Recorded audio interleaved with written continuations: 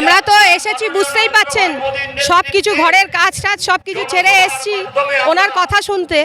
আর আমরা এবছরে পুরো ডিটারমাইন্ড আছি কি বিজেপি সরকারকে আনা হবেই ওয়েস্ট বেঙ্গলে। কারণ আমরা এই কয়েক বছর ধরে যা দুর্নীতিগ্রস্ত রাজ্য সরকারের হাতে পড়ে আছি, আমাদের স্বাস্থ্য, এডুকেশন, নারী সুরক্ষা, চাকরি, কোনো দিকেই উনি কোনো উন্নতি কিছু করাতে পারেননি।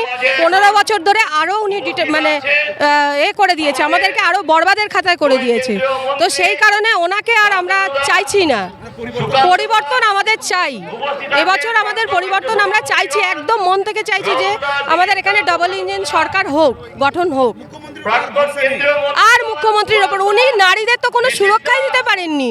একটা আরজি করের মতন জায়গায় একটা মেয়ে অত মানে কি বলবো, প্রতিভাযুক্ত একটা ডাক্তার ওরকমভাবে নৃশংসভাবে খুন হয়ে যাওয়ার পর উনি তো শুধু মুখ্যমন্ত্রী ছিলেন না, উনি হেলথ মানে প্রশাসন মন্ত্রীও ছিলেন, হেলথ মিনিস্টারও ছিলেন।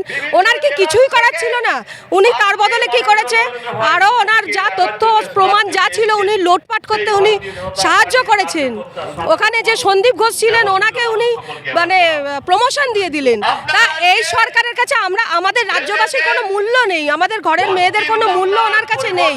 উনি শুধু নিজের টুকুনি বুঝছেন। তো আমরা একে আর চাইছি না, একদম চাই যদি বাঁচতে চাই বিজেপি সরকার চাই। কি হবে 1500 টাকা? চাকরি যদি না থাকে 1500 টাকা নিয়ে কি হবে? মাস চলবে? মাসে 1500 টাকায় কি হয়? মা বাবার উপরে পুরো ডিপেন্ড হয়ে আছে, এখনো কোনো চাকরি নেই, কিছু নেই। কলেজ তো করবোই না ভেবে নিচ্ছি, কলেজ করে চাকরি পাবো না। কম্পিটিটিভ যে এক্সামগুলো ওইগুলো ভরসাতেই পড়ে থাকতে হচ্ছে, কোনো চাকরির আশাই নেই। সুরক্ষিত রাত্রিবেলা বেশি দেরি যদি বাইরে যদি বেশি দেরি হয়ে যায় পড়তে গেলে, মা বাবার চিন্তার শেষ থাকে না। কোনো সুরক্ষার কোনো মানে নেই, আমাদের ওয়েস্ট বেঙ্গলে কোনো সুরক্ষা নেই। পুরো যদি এইখানে যদি না পরিবর্তন হয়, মুর্শিদাবাদ হতে কলকাতা বেশি দেরি নেই।